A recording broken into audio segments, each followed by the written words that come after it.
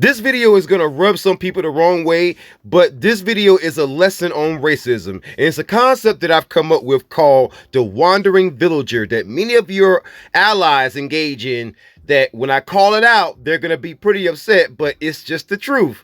The wandering villager is the ally who's a part of multiple communities, and they could just jump in and out of communities and claim benefits. And then when you, the black person or the person who's a part of any marginalized group, when you try to push for benefits or any kind of government programs or any kind of payouts for yourself, you'll suddenly notice that this ally who's a part of your community, but also a part of another community, will start undermining you.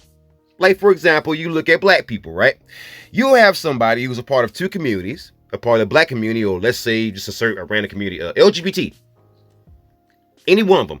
And then suddenly when you mention reparations, right, you'll say, they'll be like, well, what about these other groups? Because that person sees themselves as something other than their main group.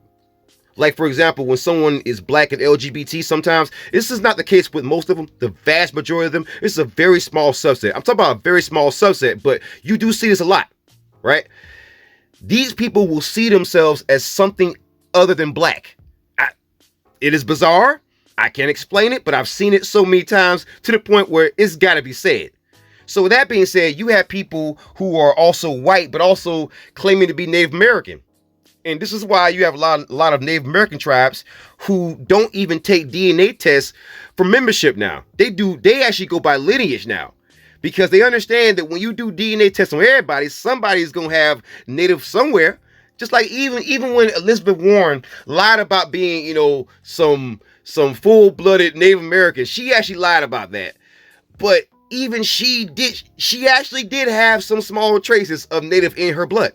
So with that being said, you have these people who are, as I call them, the wandering villagers, who jump in and out of communities and then undermine them because they don't have solidarity, full solidarity with their communities. Now, I understand that I started out saying that many of your white allies do this, but you see this amongst the black community too, as I just mentioned.